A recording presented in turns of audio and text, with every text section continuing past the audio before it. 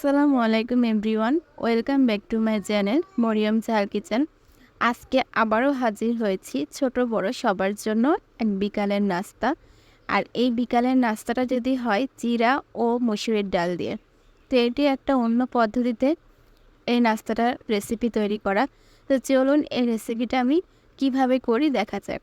তো প্রথমে আমি একটা বোল নিচ্ছি, বোলে 2 কাপ মতো আমি এখানে চিরা নিচ্ছি। চিরাটা আমি সুন্দর করে পানি দিয়ে ধুয়ে নেব, পরিষ্কার করে নেব। তো এই যে আমি হাত দিয়ে কষলিয়ে কষলিয়ে এটা আমি পরিষ্কার করে নিচ্ছি। পানিটা ফেলে দিয়ে এটা আমি পরিষ্কার করে নিব। তো আমার পরিষ্কার হয়ে গেছে। এরপর আমি এখানে মুসুরির ডাল নিচ্ছি, 1/2 কাপ মতো নিয়ে এটা আমি ধুয়ে পরিষ্কার করে নিয়েছি। এরপর এখানে একটা ডিম দিচ্ছি, ডিমটা ফেটে নিয়েছি।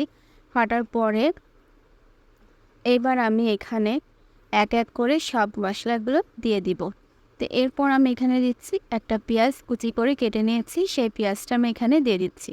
এরপর দিচ্ছি আমি এখানে 6 থেকে 7টা কাঁচামরিচ কুচি করে কেটে নিয়েছি, এটা দিয়ে দিচ্ছি।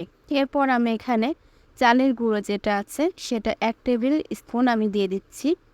এরপর আমি এখানে ময়দা দিচ্ছি 1 টেবিল চামচ, দিয়ে দিচ্ছি বেকিং পাউডার 1/2 চা চামচ।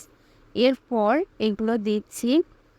এরপর আমি দিচ্ছি হলুদের গুঁড়া 1/2 চা চামচ, মরিচের গুঁড়া 1 চা চামচ, জিরা গুঁড়া 1/2 চা চামচ এবং লবণ 1/2 চা চামচ মতো, অর্থাৎ আপনাদের স্বাদ মতো দিয়ে নেবেন।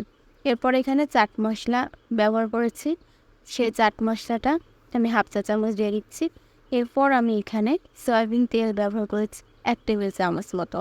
এবার হাত দিয়ে আমি সবগুলো একসাথে সুন্দর করে মাখিয়ে নিব। আর এমনভাবে মাখাতে হবে, বেশি নরমও না আবার বেশি শক্তও না, মিডিয়াম সাইজ করে মাখাতে হবে। তো এই যে আমি হাত দিয়ে সুন্দর করে মাখিয়ে নিচ্ছি। আর যেহেতু আমি চিরাটা ধুয়ে নিয়েছি, চিরা ধোয়ার পরে কিন্তু চিরাটা অনেক নরম হয়ে যায়, সফট হয়ে যায়। তো এই যে আমার মাখানোটা হয়ে গিয়েছে। এরপর আমি একটা কড়াই নিচ্ছি, কড়াইতে তেল গরম করে নিচ্ছি। এখানে আমি সয়াবিন তেল দিচ্ছি। এরপর এক এক করে বড়াগুলো আমি ভেজে নিব। তো বড়াগুলো আমি হাতে গোল গোল করে চ্যাপটা করে একটু শেপ দিয়ে নিব, নিয়ে ভেজে নিব। তো এক এক করে দিচ্ছি। আর এটা যেহেতু চিরাটা খুব নরম, পানি দিয়ে মানে নরম হয়ে যায়।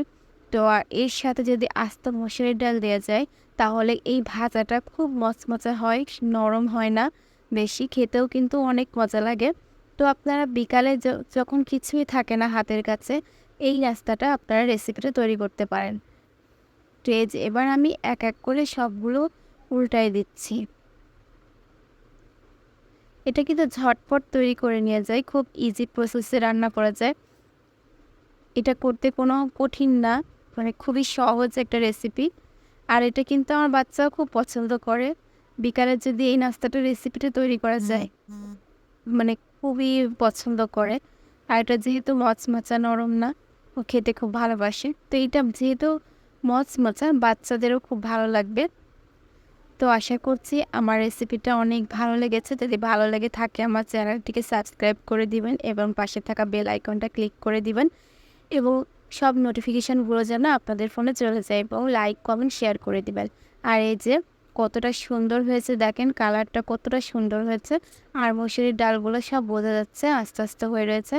তো আমি এখানে একটা ভেঙে আপনাদের সাথে শেয়ার করব যে ভিতরটা কেমন আছে দেখার জন্য। তো ভিতরটা কিন্তু অনেক সফট হয়েছে, এই যে ওপরটা কিন্তু মচমচা। আর এটা খেতেও খুব মজাদার হয়ে থাকে। একবার হলো আপনারা ট্রাই করে দেখবেন যে কেমন লাগছে। আর এতক্ষণ আমার এই ভিডিওর সাথে আমার সাথে থাকার জন্য অসংখ্য ধন্যবাদ। আশা করি আপনারা সবাই ভালো থাকবেন, সুস্থ থাকবেন এবং আমার জন্য দোয়া করবেন যাতে আমি সুন্দর সুন্দর আপনাদের এমন একটা রেসিপি দিতে পারি। তো আজকের মতো এখানেই বিদায় নিচ্ছি। আল্লাহ হাফেজ।